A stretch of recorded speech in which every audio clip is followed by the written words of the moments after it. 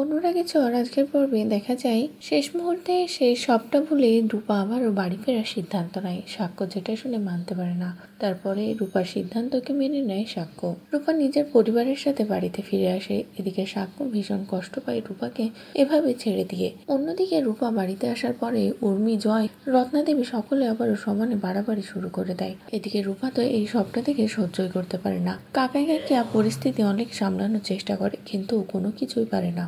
এদিকে জয় বাড়াবাড়ি করলে এক পর্যায়ে সূর্য জয়ের উপরে রেগে যায়। সূর্য বলে, এই বাড়ি থেকে কেউ কোথাও যাবে না, আমার আর এসব ঝামেলা ভালো লাগছে না, সবাই ভুলে যাচ্ছে এই বাড়িটা কিন্তু আমার। তখনই জয় বলে, হ্যাঁ বুঝতেই তো পারছি, তাহলে কি এই বাড়ি থেকে আমাদের বেরিয়ে যেতে হবে? তখনই সূর্য আরো রেগে যায় আর বলে, তোমরা কেউ বুঝতেই পারছো না আমি কি বলতে চাচ্ছি। এক পর্যায়ে সূর্য গিয়ে জয়কে বোঝায় যে তুই কেন এমনটা করছিস, তুই কি ভুলে যাচ্ছিস যে ছোট থেকে আমরা একসাথে বড় হয়েছি আর এই বাড়িটার উপরে তোরও সমান অধিকার আছে? কেন এমনটা করছিস? আমরা সবাই মিলে মিশে থাকবো, এক হয়ে থাকবো।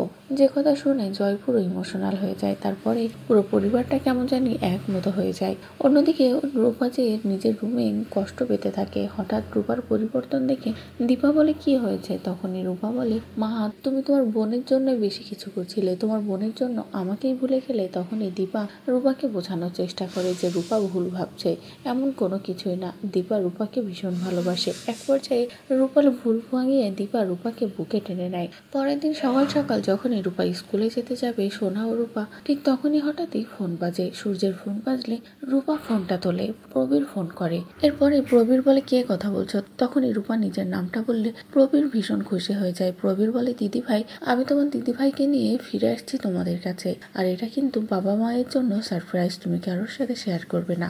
যে কথা শুনে রূপাও খুশি হয়ে যায়। তারপরেই রূপা অভিনয় করে স্কুল ফাঁকি দিয়ে বাড়িতেই থেকে যায়। অন্যদিকে সোনা স্কুলে চলে যায়। এরপরে রূপা কাকাই কাকিয়ার সাথে সবটা বলে যে দিদি ভাইরা ফিরে আসছে। যে কথা শুনে কাকাই কাকিয়াও ভীষণ খুশি হয়ে যায়। এরপরে রূপা আরো বলে যে পরশুদিন তো বাবা মায়ের অ্যানিভার্সারি, আমরা একটা পার্টির আয়োজন করি। অন্যদিকে জয় আসলে জয়কেও সবটা বললে জয়ও খুশি হয়ে যায়। কিন্তু উর্মি, রত্না কোনোভাবেই ঠিক হয় না। সবটা শুনে উর্মি বলে, আসুক বাবা মাকে সবটা জানিয়ে উচিত শিক্ষা দেবো এদেরকে।